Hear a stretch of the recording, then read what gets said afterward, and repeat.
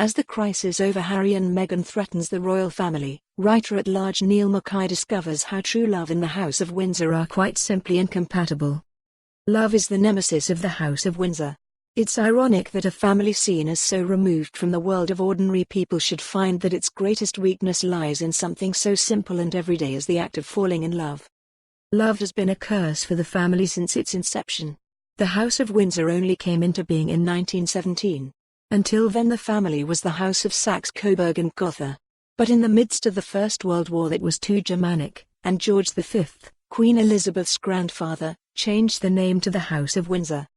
The Saxe-Coburg and Gotha line slipped into the royal lineage in 1840 with the marriage of Prince Albert, of Saxe-Coburg and Gotha, to Queen Victoria. So it's here, at the point of this wedding, that the roots of the House of Windsor are found. It's also here that we see the first shadows of the curse of love start to stalk the family.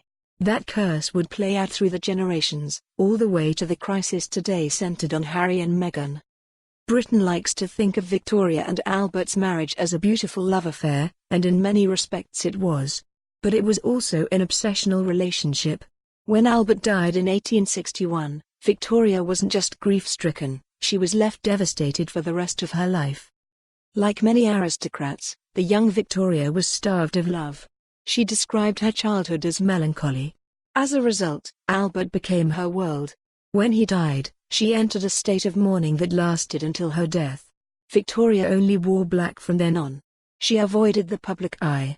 She began comfort eating, and gained weight, which only increased her sense of unhappiness. Love, or rather the loss of her object of love, broke Victoria emotionally.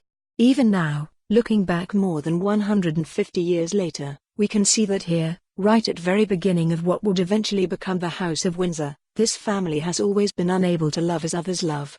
Love is easy for no one, but for many of the Windsors love is either impossible, unattainable, or fatally damaging. Some in the family seem incapable of love, like Victoria's son, Edward VII. He married Princess Alexandra of Denmark in 1863. It was a typical mid-19th century royal wedding, in that love had little to do with the match, as can be judged by Edward's numerous and very public affairs. He had a relationship with the actress Lily Langtry, one of the most famous women of the age. Edward had affairs with around 55 women, sleeping with countesses and prostitutes.